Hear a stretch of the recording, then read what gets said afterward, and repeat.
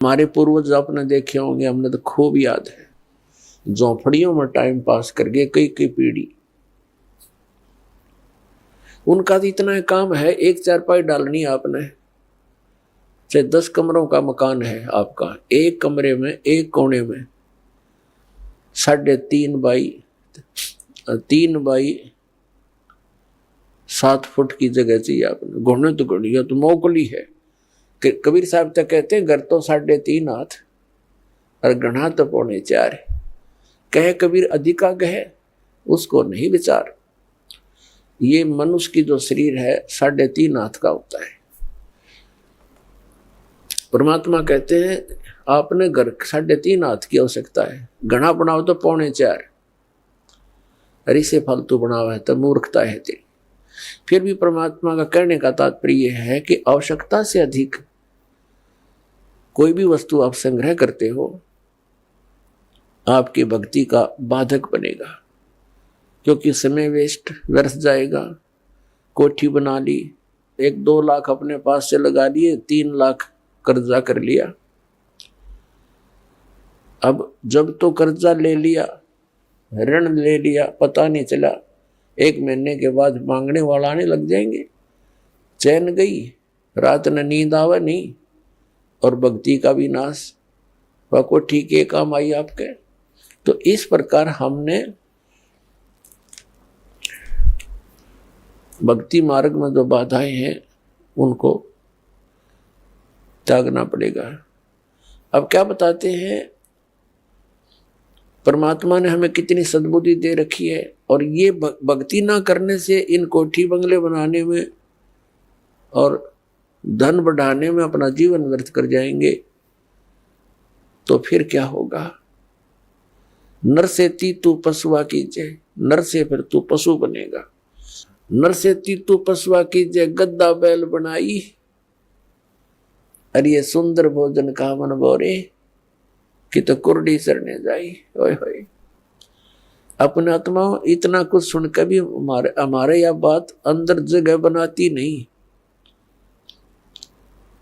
क्योंकि हमें ये सब सुविधाएं उपलब्ध है और हर समय है, और ये तो आपके अंतिम सांस तक आपको रहेंगी जब तक मनुष्य जीवन में हो। क्योंकि माता पिता बच्चों को जब तक वो कॉलेज स्कूल नहीं छोड़ता वो सुविधा देता ही रहता है, और जो बच्चा उसका सदुपयोग ना करके आता है तो फिर वो बहुत दुख उठाता है। तो इस प्रकार इस सत साधना करने से, भक्ति करने से मोक्ष होना था, जहां जाने के बाद फिर लौटकर कभी संसार में नहीं आते, वहां में बहुत सुख होना था। जैसे बच्चा विद्यालय में पढ़ता है, कॉलेज में पढ़ता है, महाविद्यालय में, उसको वहां कुछ नहीं मिलना, वहां से उसको विद्या प्राप्त हुई, उस विद्या के आधार से उसको अन्य फील्ड में वहां जाकर के वो सुविधाएं मिलनी है। ठीक इसी प्रकार हमें इस पृथ्वी पर जो हम चाह रहे हैं, हमें यहां नहीं लेनी चाहिए इसकी सुविधाएं। ये तो कॉलेज में मौज मार रहे हैं हम, ये सोच लो पृथ्वी की कोई भी वस्तु हम डिमांड कर रहे हैं या इसी में लगे रहे हैं, भक्ति की नहीं, तो हम कॉलेज में मौज मार रहे हैं, वो बहुत हानिकारक होगी।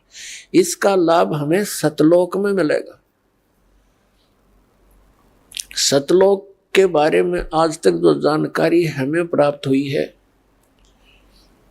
हमें मीन आप जी को इस दास के वचनों से पहले, तो वो कैसी जानकारी प्राप्त हुई है।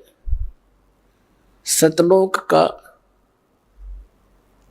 एक विशेष कॉन्ट्रैक्ट ले रखा है किसने, राधा स्वामी पंथ वालों ने, और धन दंड सतगुरु सच्चा सौदा सिरसा और जगमाल वाली वालों ने, और इनको सतलोक का कख भी पता नहीं, ना भक्ति मार्ग ठीक इनका, ना सतलोक की सतपुरुष की जानकारी। तो बताइए कहाँ ले जाएंगे प्राणी को। और फिर ये कबीर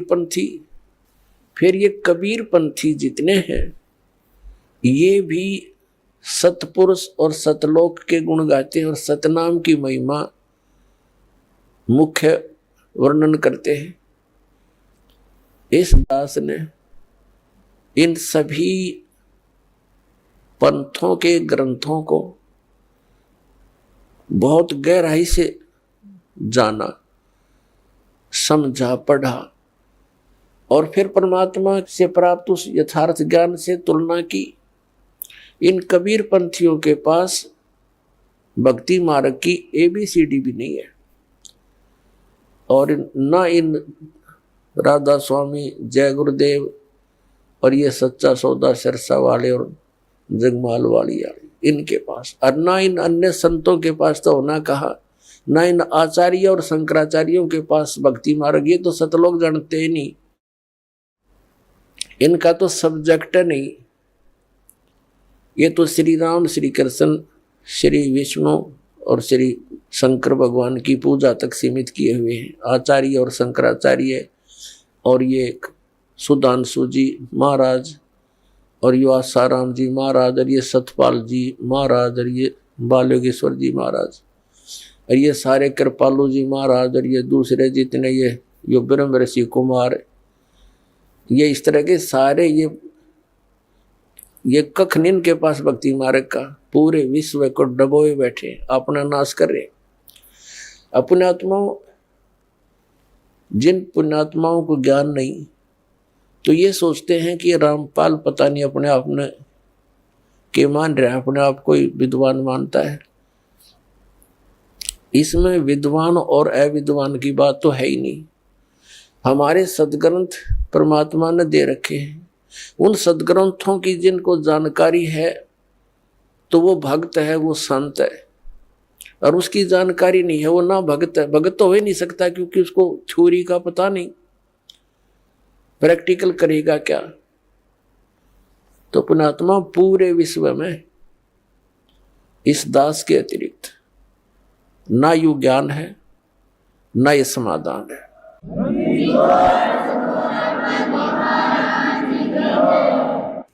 ये वचन प्रथम बार कोई सुनता है तो उसको खटकते हैं, लेकिन समय आने पर ये अच्छे भी लगेंगे, मीठे लगेंगे।